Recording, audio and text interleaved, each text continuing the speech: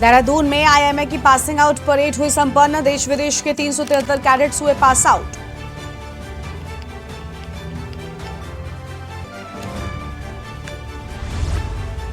Love जिहाद की घटनाओं पर सीएम धामी सख्त, कहा प्रदेश को नहीं बनने देंगे सॉफ्ट टारगेट।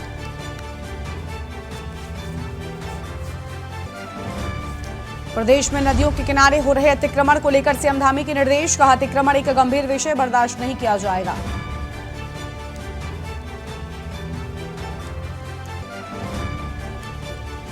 इलेक्ट्रॉनिक विनिर्माण क्लस्टर के लिए केंद्र सरकार से अनुबंध जल्द, लगभग 700 करोड़ निवेश का अनुमान।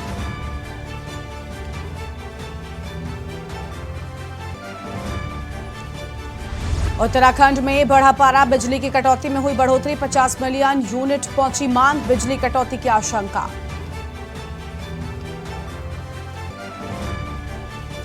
प्रदेश में 22 सालों में स्वाहा हो गई 545 करोड़ की संपत्ति, आरटीआई से मिली जानकारी में हुआ खुलासा। आप देख रहे हैं के न्यूज, खबरों का सारथी। नमस्कार, आप देख रहे हैं के न्यूज इंडिया और मैं हूं आपके साथ गरिमा वाजपेयी। उत्तराखंड की खबरों की शुरुआत करते हैं देहरादून की खबर के साथ, जहां पर लोक सेवा आयोग के अध्यक्ष ने इस्तीफा दे दिया। डॉक्टर राकेश कुमार थे लोक सेवा आयोग के अध्यक्ष। पेपर लीक मामलों में इस्तीफा देने के सामने आई है बात, और 1.5 साल तक उत्तराखंड लोक सेवा आयोग के अध्यक्ष रहे हैं। सूत्रों के मुताबिक डॉक्टर राकेश ने शासन को इस्तीफा भेज दिया है। लोक सेवा आयोग के अब तक अध्यक्ष थे, लेकिन अब इस्तीफा भेजे जाने की बात सामने आ रही है। फिलहाल ये आम खबर आपको बता रहे, पेपर लीक मामलों में इस्तीफा देने की बात सामने आई है। तो पेपर लीक मामलों में इस्तीफा देने की बात सामने आई और 1.5 साल तक उत्तराखंड लोक सेवा आयोग के वो अध्यक्ष रहे हैं।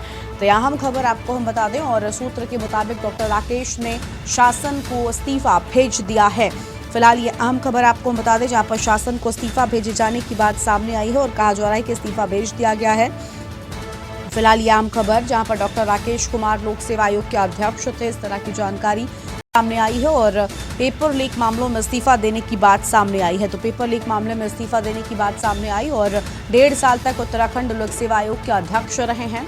आम खबर आपको हम बता रहे हैं, डॉक्टर राकेश कुमार लोक सेवा आयोग के अध्यक्ष थे। आम जानकारी आपको हम बता दें, और पेपर लीक मामले में इस्तीफा देने की बात सामने आई है। तो पेपर लीक मामले में इस्तीफा देने की बात सामने आई और 1.5 साल तक उत्तराखंड लोक सेवा आयोग के अध्यक्ष रहे हैं।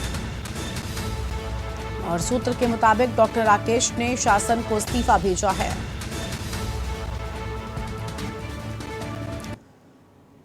और सीएम पुष्कर सिंह धामी का उत्तरकाशी का दौरा, 2 दिवसीय दौरे पर पहुंचेंगे सीएम। हेलीकॉप्टर से जिला मुख्यालय पहुंचेंगे। राजकीय कीर्ति इंटर कॉलेज में शिलान्यास, विभिन्न विकास योजनाओं का करेंगे। लाभार्थियों को सीएम धामी करेंगे सम्मानित। जनसंवाद कार्यक्रम में जनता को संबोधित करेंगे। जिला सभागार में अधिकारियों के साथ बैठक होगी। 2 दिवसीय दौरे पर पहुंचेंगे सीएम, आम खबर आपको बता दें, और जिला सभागार में अधिकारियों के साथ बैठक होगी। जिले के विकास कार्यों की भी समीक्षा करेंगे। गंगा आरती में भी शामिल होंगे सीएम पुष्कर सिंह धामी। ग्राम नेतला में ग्रामीणों से रूबरू होंगे, तो ग्राम नेतला में ग्रामीणों से होंगे रूबरू। फिलहाल यह आम खबर आपको हम बता दें, ग्राम नेतला में ग्रामीणों से रूबरू होंगे। विभिन्न विकास योजनाओं का शिलान्यास भी करेंगे और लाभार्थियों को सीएम धामी सम्मानित करेंगे। तो फिलहाल ये आम खबर आपको बता दें, जहां पर लाभार्थियों को करेंगे सम्मानित और जनसंवाद कार्यक्रम में जनता को संबोधित भी करेंगे। तो जनसंवाद कार्यक्रम में जनता को करेंगे संबोधित। जिला सभागार में अधिकारियों के साथ बैठक होगी। फिलहाल यह अहम खबर, जहां जिला सभागार में अधिकारियों के साथ बैठक करेंगे, यह अहम जानकारी सामने आई है। जिले के विकास कार्यों की भी समीक्षा करेंगे। तो जिले के विकास कार्यों की भी समीक्षा किए जाने की बात सामने आई। फिलहाल ये आम जानकारी आपको बता दें, गंगा आरती में भी शामिल होंगे सीएम पुष्कर सिंह धामी। ग्राम नेतला में ग्रामीणों से रूबरू होंगे। तो यह आम खबर आपको बता रहे हैं। और सीएम पुष्कर सिंह धामी का उत्तरकाशी दौरा है। तो सीएम पुष्कर सिंह धामी का उत्तरकाशी दौरा और 2 दिवसीय दौरे पर पहुंचेंगे सीएम।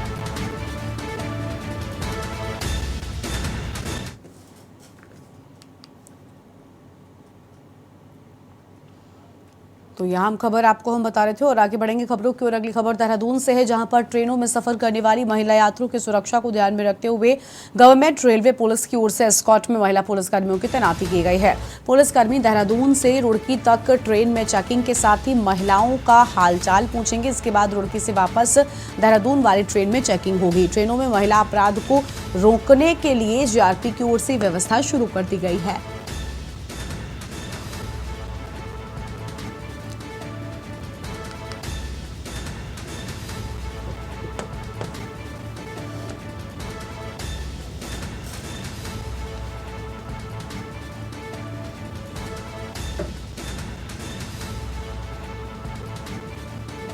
तो डीआईजी के निर्देश पर व्यवस्था हुई है। देहरादून से आम खबर, जहां पर अब महिला पुलिसकर्मियों की भी तैनाती होंगी। महिला अपराध को देखते हुए ये कदम उठाया गया है ताकि महिला अपराध पर रोक लगाई जा सके। चेकिंग के लिए स्क्वाड की तैनाती भी कर दी गई है और डीआईजी के निर्देश पर व्यवस्था हो गई है। फिलहाल ये आम खबर आपको हम बता दें, डीआईजी के निर्देश पर व्यवस्था कर दी गई है। ट्रेनों में अब महिलाएं सुरक्षित होंगी। तो ट्रेनों में अब महिलाएं सुरक्षित होंगी। आम खबर आपको हम बता रहे हैं, देहरादून से खबर है। चेकिंग के लिए स्क्वाड की गई तैनात और डीआईजी के निर्देश पर व्यवस्था की गई है।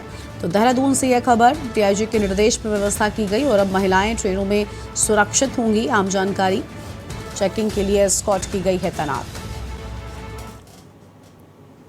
हल्द्वानी के बनभूलपुरा क्षेत्र में लाइन नंबर 17 में लाइन कटौती को लेकर विद्युत विभाग कार्यालय के बाहर से क्षेत्र के लोगों ने धरना प्रदर्शन किया।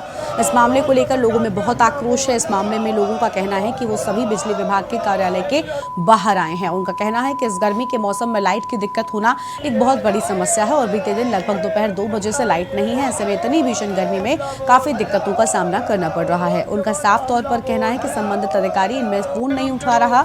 वहीं सिटी मजिस्ट्रेट ने फोन पर आश्वासन तो दिया, लेकिन अभी तक कोई कार्रवाई नहीं हुई है। लोगों ने कहा कि उनका धरना प्रदर्शन लाइन की समस्या खत्म होने तक चालू रहेगा।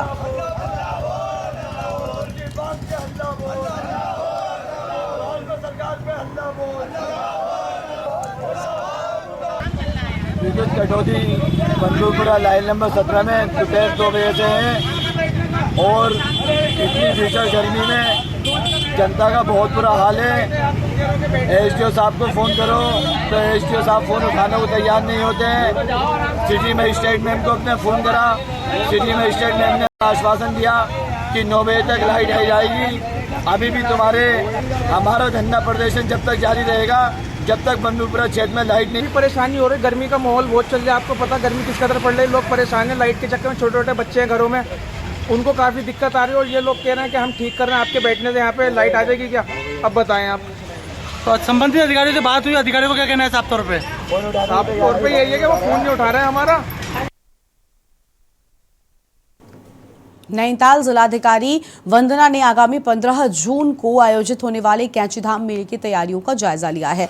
जिलाधिकारी ने कैंची धाम तक नवनिर्मित बाईपास सड़क पार्किंग स्थल का संबंधित अधिकारियों के साथ निरीक्षण कर आवश्यक दिशा निर्देश दिए। इसके साथ ही उन्होंने कहा कि अधिशासी अभियंता को संबंधित विभागों के साथ समन्वय बनाते हुए दिन रात कार्य करते हुए 13 जून तक पूर्ण करने के निर्देश दिए। इसके साथ ही आगामी 15 जून को आयोजित होने वाले कैंची धाम मेले को ध्यान में रखते हुए अधिकारी यातायात, पेयजल, विद्युत, स्वास्थ्य, पार्किंग, मोबाइल शौचालय, सुरक्षा व्यवस्थाओं का जायजा लेते हुए संपूर्ण व्यवस्थाएं पूरी करना सुनिश्चित करें ताकि मेले के दौरान किसी भी तरह की कोई अव्यवस्था न बने।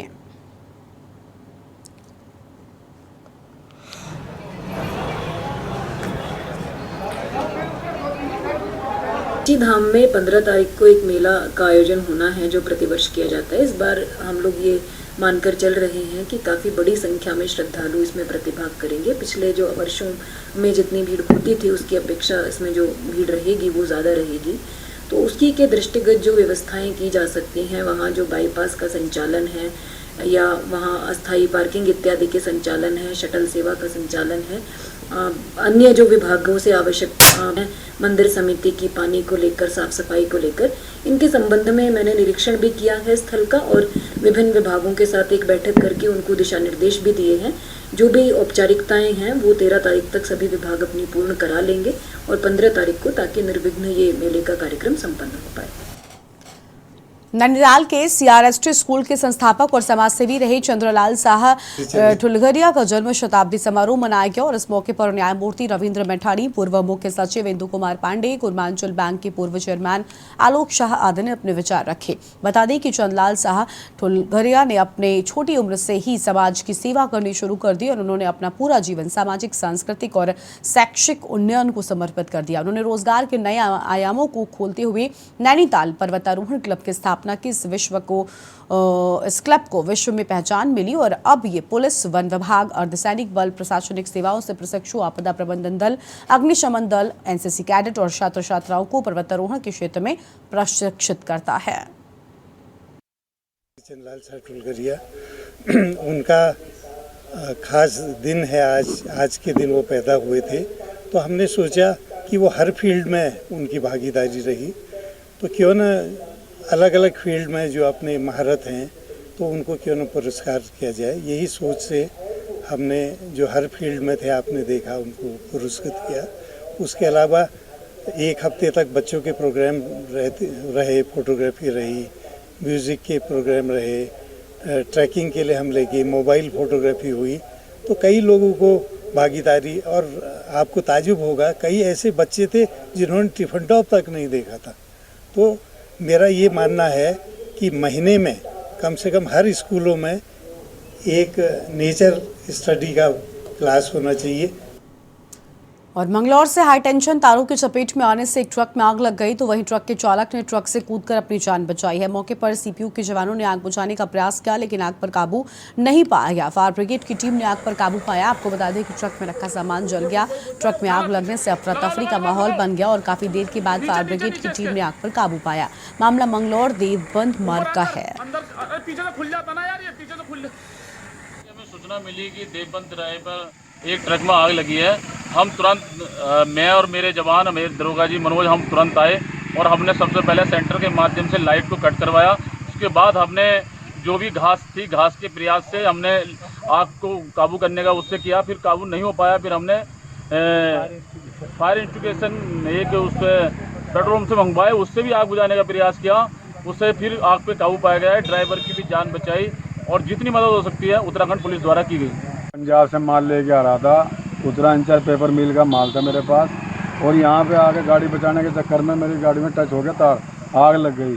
काली वर्दी वाले भाग के आए, उन्होंने मेरी जान बचाई और गाड़ी को भी उन्होंने ही फ़ोन किया फायर ब्रिगेड में। और अगली खबर गढ़वाल से है, जहां पर आने वाले दिनों में लोकसभा चुनाव होने जा रहे हैं, जिसको लेकर राजनीतिक पार्टियां सियासी गुड़ाभाग में जुट गई हैं। समाज के सभी वर्गों तक पहुंच बनाने के लिए राजनीतिक दल तैयारियों में जुटे हैं। इसी के मद्देनजर भाजपा ने गढ़वाल लोकसभा सीट से समृद्ध रखने वाली 13 विधानसभाओं का व्यापारी संवाद सम्मेलन श्रीनगर में रखा, जिसमें अधिकांश कुर्सियां खाली नजर आई हैं। आयोजित कार्यक्रम में स्वास्थ्य मंत्री धन सिंह रावत व कैबिनेट मंत्री सौरभ बहुगुणा खुद मौजूद थे, लेकिन कार्यक्रम में व्यापारियों की सीमित संख्या ही थी, जबकि कार्यक्रम की तैयारियां पहले ही की जा रही थी। आयोजित कार्यक्रम का मुख्य उद्देश्य भाजपा की केंद्र की मोदी सरकार के 9 सालों के कार्यकाल को व्यापारियों के बीच रखना था।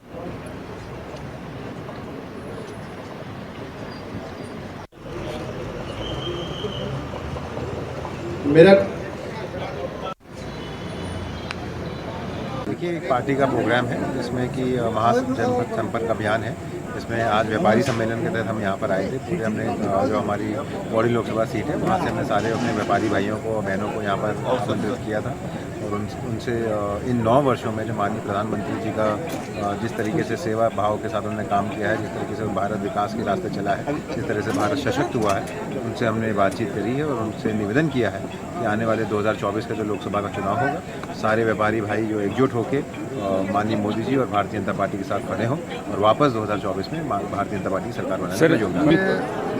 श्रीनगर में पूरे लोकसभा के जो व्यापारी लोग हैं उनका आज यहाँ पे सम्मेलन था और एक मत से सभी व्यापारियों ने कहा है कि मोदी जी के नेतृत्व में देश बहुत अच्छा काम कर रहा है, देश आगे बढ़ रहा है।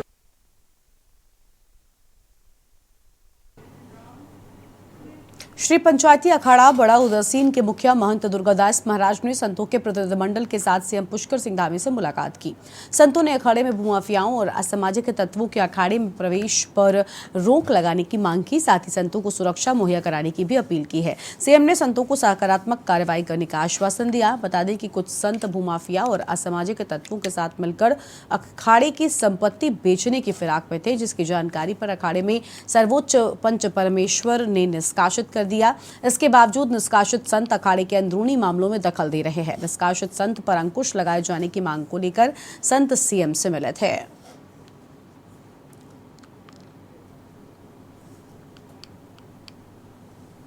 धर्म नगरी में बहुत सारे अखाड़े भी हैं। यहाँ पर के छोटे छोटे प्रकरण चलते रहते हैं। माननीय मुख्यमंत्री जी को आशीर्वाद स्वरूप यहाँ के संत लोग मिले थे और अपनी कुछ समस्याओं को लेकर अवगत कराया, जिस संबंध में वार्ता हुई है उसको आगे हम इसमें जांच में देखकर जो भी उचित कार्रवाई होगी उसको की जाएगी। ऐसे जब भी मैं बहुत ज़्यादा मैटर में डिटेल में अभी नहीं जा पाया हूँ, लेकिन जो कि माननीय मुख्यमंत्री जी को संत लोग आशीर्वाद देने आए थे यहाँ पर और एक नॉर्मल कट सी मुलाकात थी, उसमें जो भी उनकी छोटी छोटी समस्याएं रहती हैं अखाड़ों को लेकर उस संबंध में वार्ता भी करी और उसमें उचित कार्रवाई के लिए बताया गया, जिसको परीक्षण करने के बाद इसमें कार्रवाई की जाए। और उत्तराखंड में अगले साल होने वाले लोकसभा चुनाव से जुड़ी हम अहम बात करेंगे, लेकिन उससे पहले एक छोटा सा ब्रेक के लिए रोक रहे हैं। आप देख रहे हैं के न्यूज, खबरों का सारथी। ब्रेक के बाद आप सभी का स्वागत है। उत्तराखंड में अगले साल होने वाले लोकसभा चुनाव से पहले राज्य में पूर्व सीएम त्रिवेंद्र सिंह रावत ने नाथूराम गोडसे पर दिए बयान और भाजपा कार्यालय में कलमा पढ़े जाने के मामले पर सियासी बवाल छिड़ गया है। बता दें कि पूर्व मुख्यमंत्री त्रिवेंद्र सिंह रावत ने नाथूराम गोडसे को देशभक्त कहा और जिसके बाद कांग्रेस ने आरोप लगाया कि भाजपा राष्ट्रपिता महात्मा गांधी को अपमानित करने का प्रयास कर रही है। एक तरफ जहां त्रिवेंद्र के बयान पर सियासी बवाल, तो वहीं दूसरी ओर सोशल मीडिया पर एक वीडियो भी तेजी से वायरल हो गया, जिसमें भाजपा कार्यालय में कलमा पढ़ा जा रहा है। वीडियो के सामने आने के बाद बीजेपी महानगर अध्यक्ष सिद्धार्थ अग्रवाल ने मोर्चा के पदाधिकारियों से स्पष्टीकरण मांगा है। भाजपा कार्यालय में कलमा पढ़े जाने को खारिज किया, कहा कि जिसे कलमा पढ़ा जाना कहा जा रहा है, दरअसल वो कार्यक्रम के शुभारंभ के मौके पर होने वाली प्रार्थना थी। इस कार्यक्रम में भाजपा के महाअभियान की कड़ी में सूफी संवाद बताया गया है, जिसको तूल देने जैसी कोई बात नहीं है। वहीं कांग्रेस ने भाजपा से इस मामले में जवाब देने को कहा है और इसी पूरे मामले पर एक खास रिपोर्ट देखिए।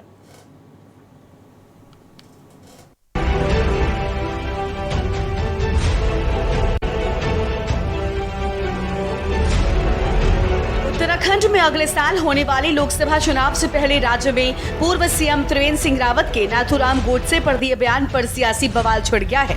बता दें कि पूर्व मुख्यमंत्री त्रिवेंद्र सिंह रावत ने नाथूराम गोडसे को देशभक्त बताया है, जिसके बाद कांग्रेस ने आरोप लगाया है कि भाजपा राष्ट्रपिता महात्मा गांधी को अपमानित करने का प्रयास कर रही है।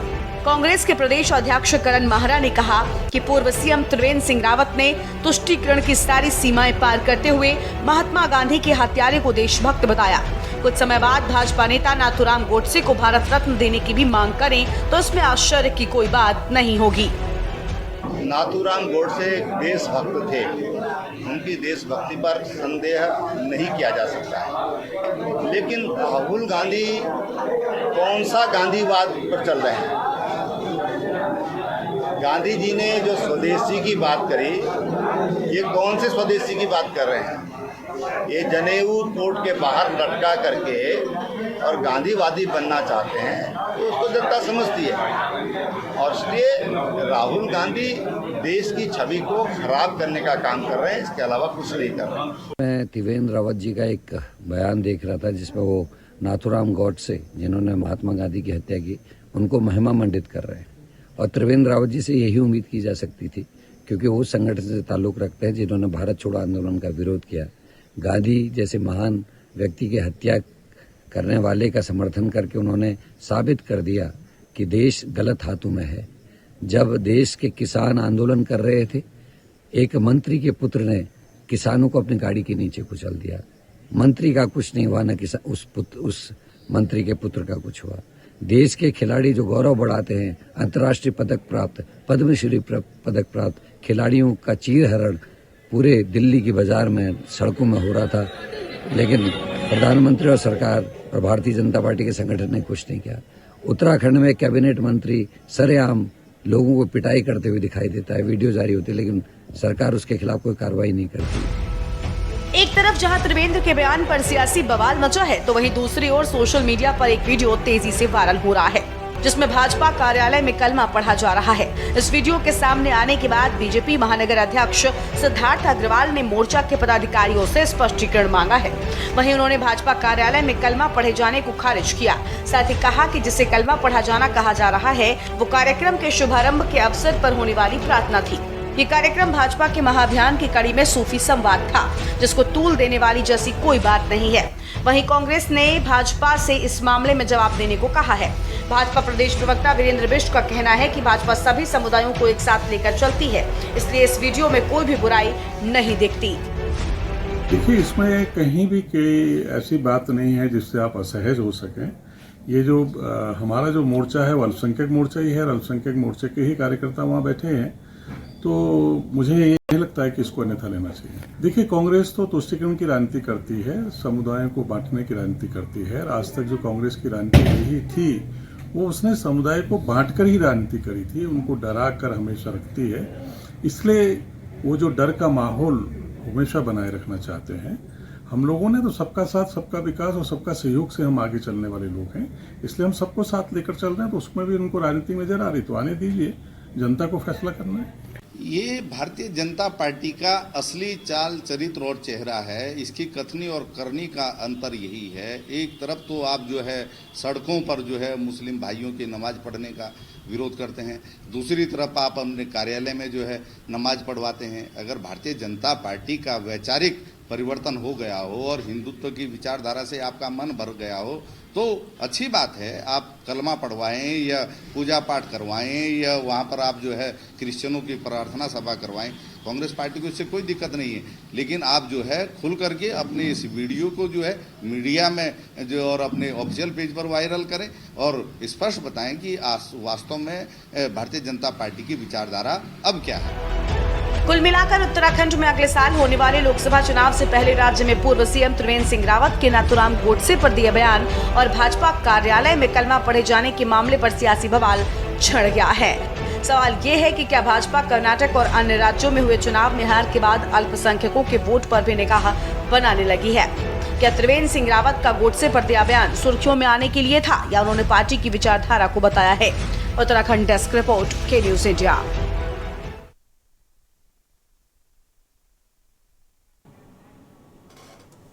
उत्तराखंड की खबरों में आज उतना ही। आप देखते रहिए के न्यूज इंडिया। नमस्कार।